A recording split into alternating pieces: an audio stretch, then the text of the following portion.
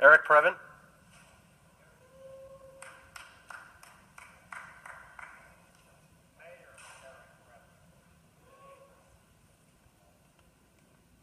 Eric, please stay on the items first. Items 1, 2, 3, 4, 12, 13, 14, 15, 18, and 19. Those are the cards to which you have filled out.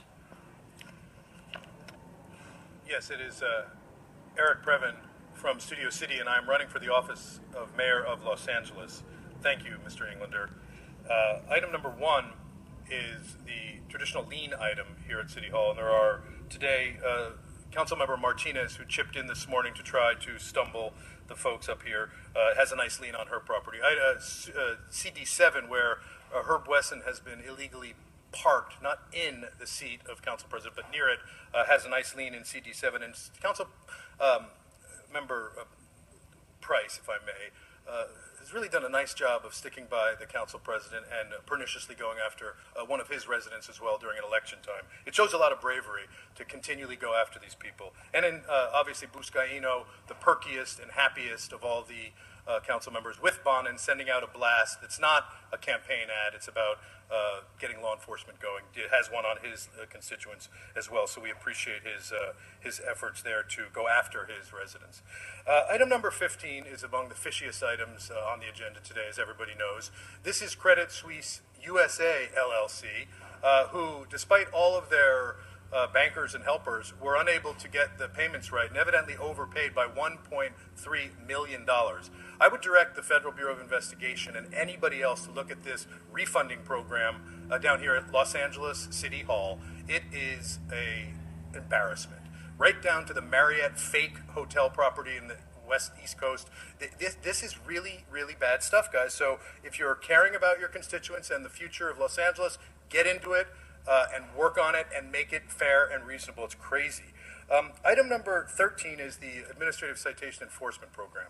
Thank you for making it not illegal to be a street vendor.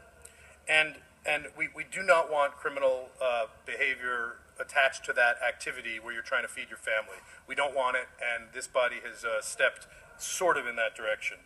Item number 18 was the legal settlement you just had, but I was not able to hear what the clerk read, but it sounded like a couple, or 18 or 19, a couple of LLCs suing about the Office of Finance, and the settlement appeared to be covering their $5 million deal, plus paying them a few $100,000 for their trouble, which I assume is for the attorney. Is that true, Mr. Cedillo? You approve that, so well done during the campaign, sir. You're able to stand up for City Hall. This is a community of people working together to squash dissent, and we do notice it and are, frankly, a little disgusted by it. That is disgusting, as Mike Bonin said in a campaign ad recently. Now, am I on my general public comment now? I'm going to go for that. Give me a minute. Thank you. No, that was 3 minutes. Let's not give Mr. Wesson something to grab his chest over. 1 minute will be fine. What can one say about Vision Zero other than we are all collectively focused on saving lives? We want nobody to get hurt by a car. We've all said that multiple times. It's important to unmask, however, what is at play. The County Board of Supervisors did a feeble job of trying to join Mayor Garcetti in what has been established and proven to be an opportunity to revenate, that means get revenue, off of Angelenos, New Yorkers, and most perniciously, people arriving in airports putting their GPS to use.